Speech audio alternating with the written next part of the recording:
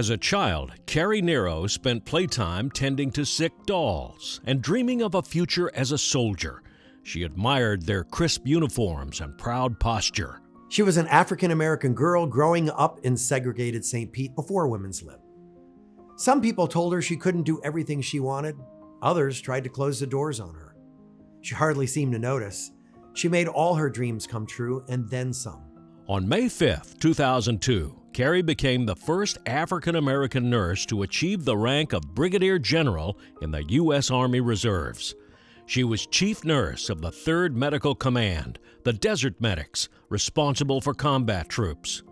As a civilian, she was the first director of minority health at the Pinellas County Health Department, leading efforts to address disparities in care. Her work laid the foundation for Florida's Healthy Start, which provides free services to pregnant women and young children.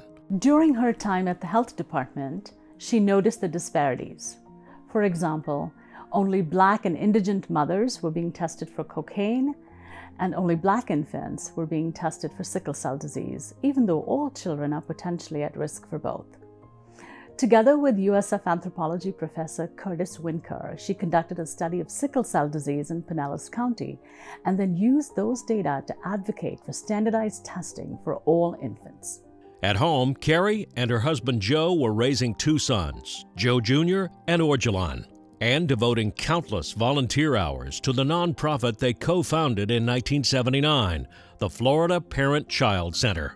And Carrie went back to school again and again.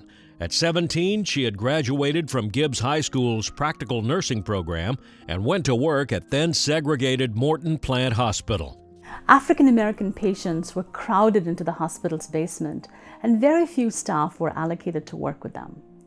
Carrie wanted to make a difference. She wanted the skills to be a leader, and she realized the best thing she could do was to further her education. She believed that education could surmount any obstacle.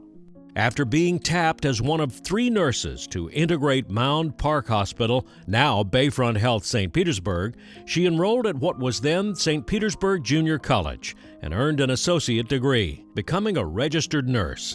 In 1975, she earned a bachelor's in behavioral and social sciences at USF, then master's and doctorate degrees in education, and finally, what she wanted all along, a full-fledged nursing degree.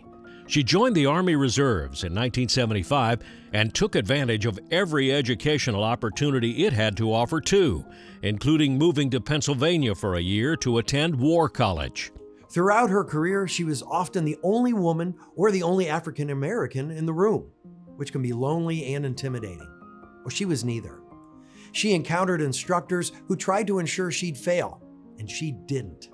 She learned as an operating room nurse that the best surgeons didn't care about race or color. They just wanted scrub nurses who knew what they were doing. And Carrie was that nurse. The daughter of Leroy Williams and Grace Williams Blygen, Carrie and her sister, the late Willie Lee Knight, were raised mostly by their grandmothers, Carrie Williams and Cottie Palmer, who were adamant about doing well in school. Carrie's service continues today. She's a frequent volunteer at the USF College of Nursing and during the pandemic provided COVID vaccines to veterans. While she has been celebrated as a trailblazer and gifted leader, Carrie is pragmatic about her accomplishments. She's proud, yes, but mostly glad to have served and to have opened some doors for future dreamers. Please join us in congratulating 2021 USF Distinguished Alumna Carrie Williams Nero.